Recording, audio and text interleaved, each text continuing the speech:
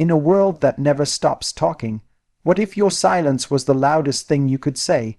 We're taught to chase closure, to explain ourselves, to respond to every message, but what if your real power was in not reacting at all? Silence isn't weakness, it's a weapon, it's self-respect, it's emotional control in a world addicted to noise. When you stop explaining yourself, when you stop chasing people who don't see your worth, you don't lose anything. They do, your absence. It becomes the mirror they can't avoid.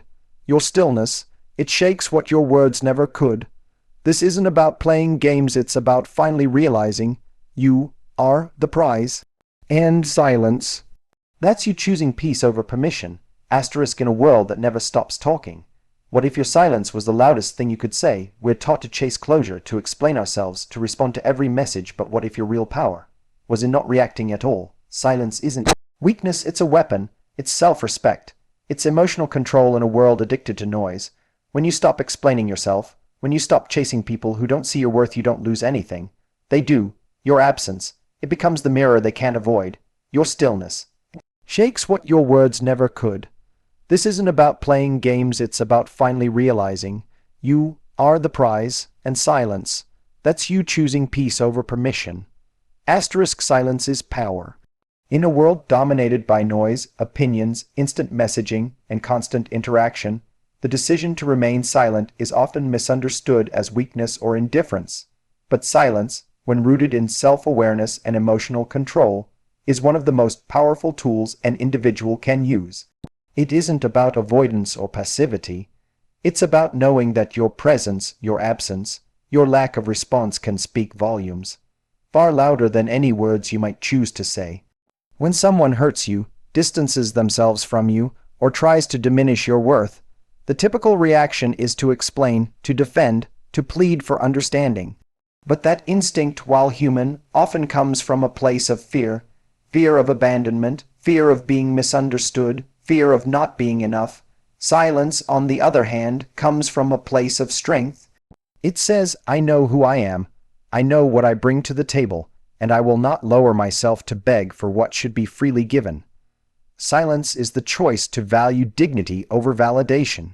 It's the realization that not every situation requires your energy, and not every person deserves your emotional labor. When you go silent, it forces the other person to sit with the weight of your absence. It breaks the pattern of emotional dependency. You stop feeding their ego with your reactions. You step out of the emotional tug-of-war and leave them alone with their own thoughts. That discomfort they begin to feel isn't just about losing contact. It's about losing the certainty of your presence. People take for granted what is always available. Silence removes availability.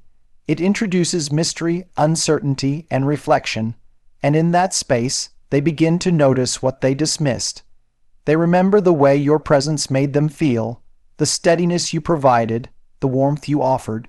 Silence becomes the mirror they didn't want to look into. But this kind of silence isn't passive. It requires discipline, emotional maturity, and patience. It's not about pretending not to care, it's about refusing to let yourself worth be negotiated by someone else's recognition. It's a silent revolution that puts the power back in your hands. You're no longer chasing, convincing, or explaining. You're standing still while the world moves around you. That stillness is intimidating to those who expect you to crumble. It's a clear message. You are not desperate, you are not dependent, and you are not lost without them. In the moments when silence feels heavy, when the urge to reach out becomes overwhelming, remember that this discipline is shaping your character. It's teaching you patience, control, and value. You're not just waiting, you're growing. Silence doesn't mean nothing is happening. It means everything is happening, but within you. And eventually, the world begins to feel your absence. Not because you shouted, but because you chose not to. Self-respect over desperation is a principle that separates those who know their worth from those who are still seeking it in others. When someone treats you with indifference, plays with your emotions, or creates distance without explanation, the natural human instinct is to try and fix it. You want to close the gap, to explain yourself, to reach out and remind them of your value. But this instinct often arises from fear of loss, fear of abandonment, fear of not being chosen. Desperation is rooted in the belief that if you don't do something, you'll lose everything. Self-respect, on the other hand, is rooted in the belief that if you have to lose your dignity to keep something, it was never truly yours to begin with. There's a fine but defining line between caring for someone and chasing someone. Caring means you're open, honest, and present. Chasing means you're sacrificing your peace to gain approval. It often begins subtly, a message that goes unanswered, a call that's ignored, a plan that's cancelled last minute. And instead of stepping back, you step in further, you double, text, you over-explain, you justify their behavior. Slowly, your self-worth starts to revolve around their response. You stop seeing yourself as enough and start seeing yourself as someone trying to be enough.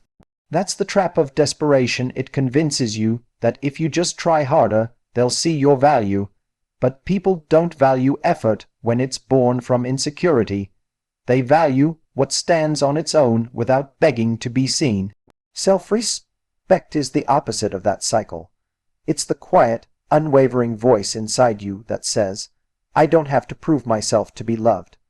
It tells you that real connection isn't forced, and you don't need to lose yourself to maintain someone else's attention. When someone pulls away, your self-respect doesn't beg them to stay, it lets them go and watches silently. It knows that what is meant for you won't require you to bend, break, or beg.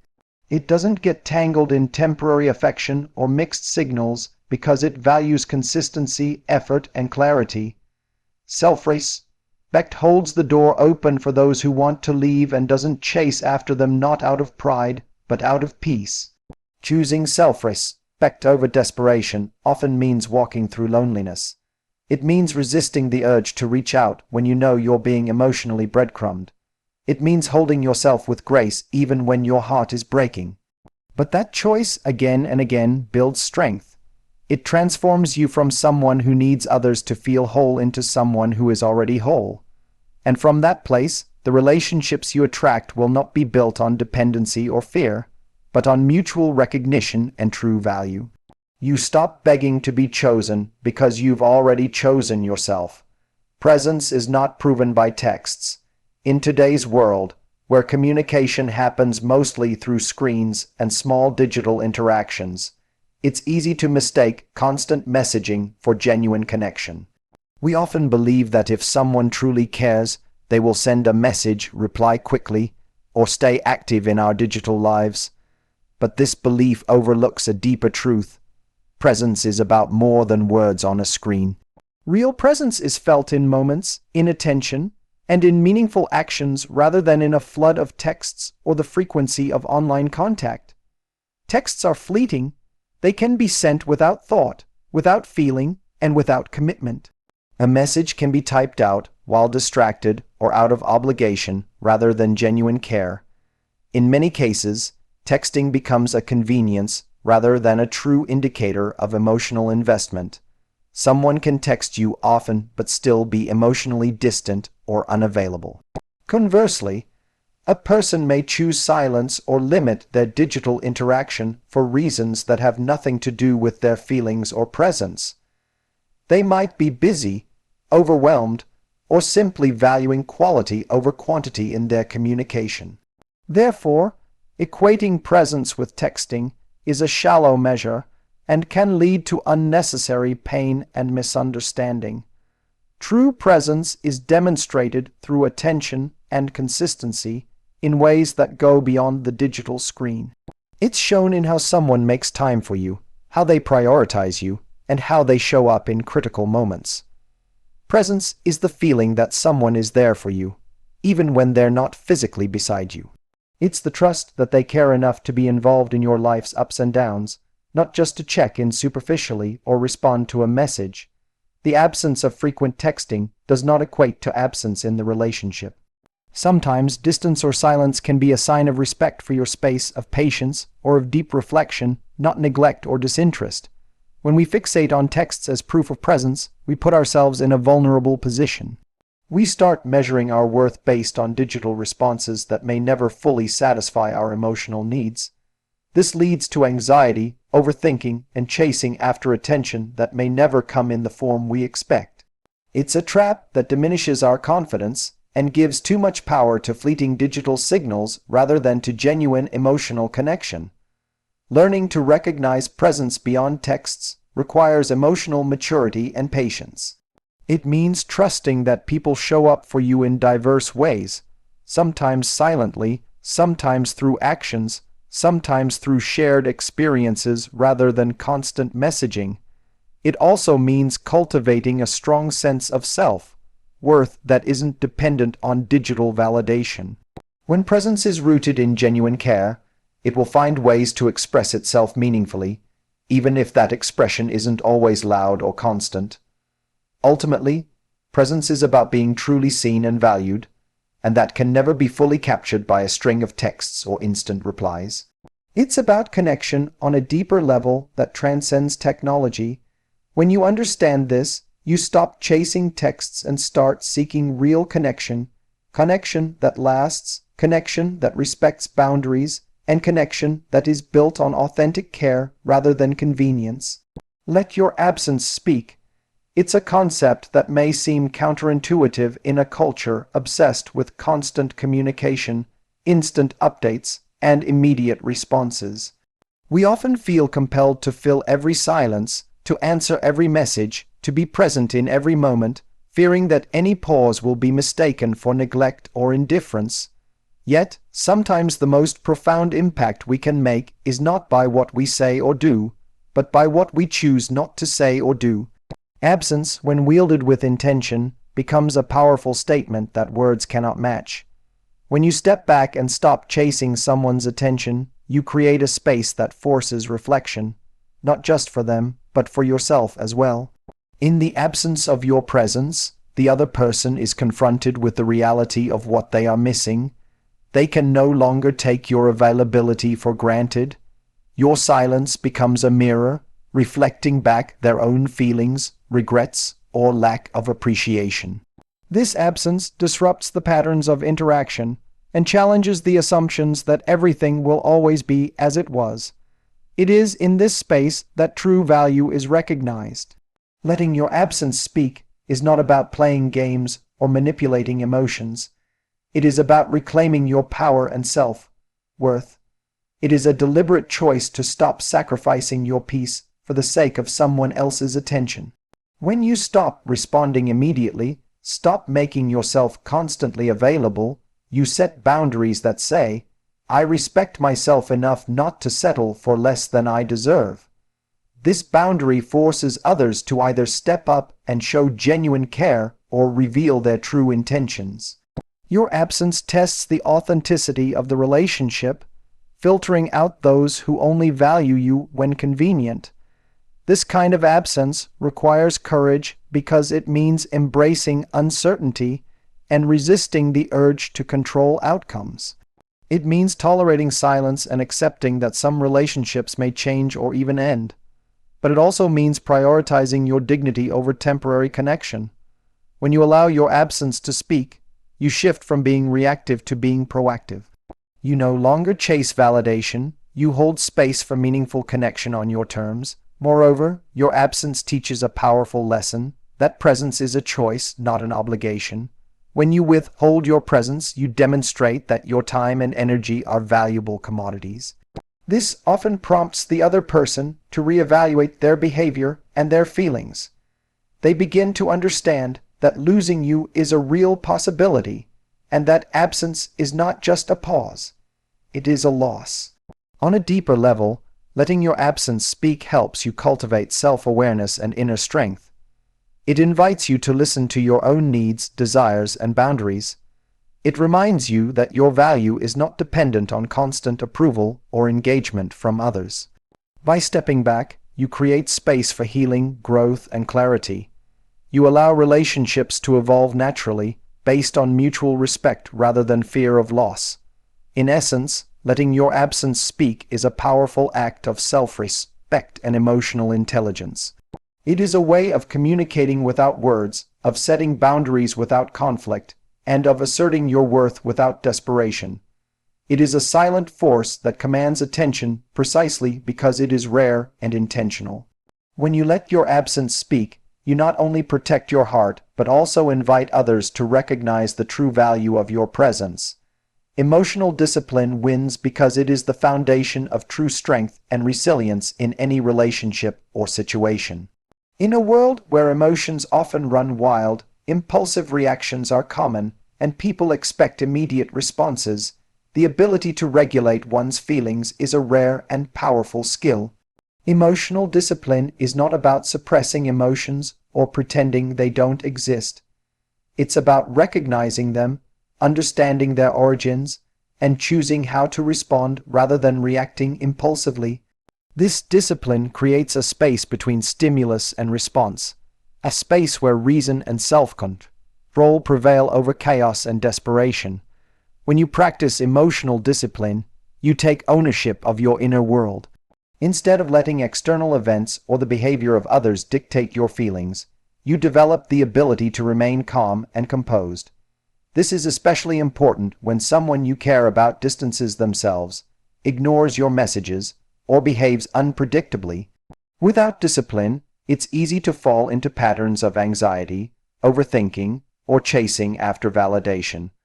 But with emotional discipline, you pause and remind yourself that your worth is not contingent on someone else's attention or approval. You learn to manage your emotions so they do not control you, but rather serve as information guiding your choices. Emotional discipline also strengthens your boundaries. It helps you avoid reacting out of hurt, anger, or desperation, which can often damage relationships or push people further away. Instead of responding to silence with frantic messages or to coldness with accusations, you respond with measured calmness and clarity. This steadiness commands respect and often prompts others to reconsider their behavior. People are naturally drawn to those who exhibit emotional maturity because it creates a sense of safety and reliability. Emotional discipline communicates that you are centered, grounded, and not easily shaken. Moreover, emotional discipline cultivates patience. In moments of uncertainty or emotional pain, the instinct is to seek immediate relief, to demand answers, or to fill the void with noise and distractions. But discipline teaches you to endure discomfort without acting rashly. It encourages you to trust the process of time and reflection. Often, the best decisions are made not in the heat of the moment, but after thoughtful consideration. By holding back impulsive reactions, you protect yourself from unnecessary heartbreak and preserve your dignity. This discipline also allows for deeper self-awareness. By observing your emotions without judgment, you gain insights into your triggers, insecurities, and patterns. This self-knowledge empowers you to break destructive cycles and build healthier emotional habits. You begin to understand that emotional pain is temporary and that your response shapes your experience more than the event itself.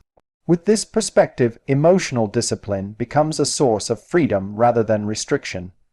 In relationships, emotional discipline wins because it fosters trust and stability. When you consistently regulate your emotions, you create an environment where honest communication can flourish. You are less likely to overreact or misinterpret situations, which reduces conflict and misunderstanding. This steadiness encourages mutual respect and allows both parties to engage authentically without fear of volatile reactions. Ultimately, emotional discipline is a form of self-care and self-respect. It is a commitment to yourself that you will not be ruled by fleeting feelings or external chaos. Instead, you choose to act with integrity, wisdom, and courage. This discipline transforms vulnerability into strength and uncertainty into confidence. It is the silent victory that shapes your character and determines the quality of your relationships and life. In choosing emotional discipline, you win not by dominating others but by mastering yourself. You are the prize. This statement is a profound reminder that your value is inherent and not something to be earned or validated by others. In relationships, especially those filled with uncertainty or imbalance, It is easy to fall into the trap of believing that you must prove your worth to be loved, accepted, or noticed. But the truth is that you do not need to compete for attention or affection, because your worth is not conditional. You are whole and valuable simply because you exist. Understanding this shifts the entire dynamic of how you relate to yourself and others. When you see yourself as the prize, you refuse to settle for anything less than respect, kindness, and genuine care. You stop lowering your standards to gain approval or cling to someone who does not recognize your worth. This mindset protects you from desperation, the kind of longing that leads to chasing after someone who treats you poorly or inconsistently. Instead of trying to fit into someone else's expectations or begging for their time and attention, you stand firm in the knowledge that you are deserving of love exactly as you are.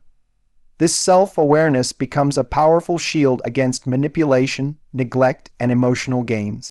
Being the prize means that your happiness and self-esteem come from within, not from external validation.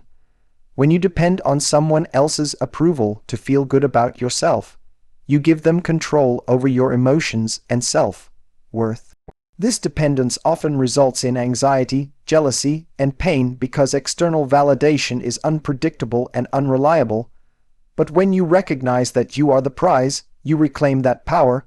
You become the source of your own confidence and joy. This inner strength attracts healthier relationships because others are drawn to people who are secure and self-assured, not those who are needy or insecure. This mindset also changes how you respond to rejection or distance. Instead of interpreting someone's absence or silence as a reflection of your value, you understand it as a matter of their loss, not yours. You know that your worth is not diminished by someone's inability to appreciate you. This perspective allows you to walk away from toxic or unfulfilling relationships without guilt or desperation. You don't chase after someone who doesn't see your value because you recognize that you deserve someone who chooses to be with you freely and wholeheartedly. Seeing yourself as the prize encourages you to prioritize your own needs and boundaries. It means saying no to situations and people that drain your energy or disrespect you. It means investing time and effort into your growth, happiness, and well-being rather than constantly trying to win someone else's affection.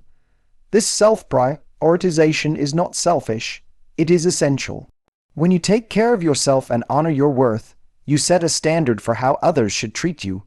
Ultimately, you are the prize because you are unique, valuable, and deserving of love and respect simply by being yourself. This realization empowers you to build relationships based on mutual appreciation rather than dependency. It frees you from the fear of loneliness or rejection because you know your worth is not tied to others' opinions. Embracing this truth allows you to live authentically and attract connections that honor and celebrate who you truly are.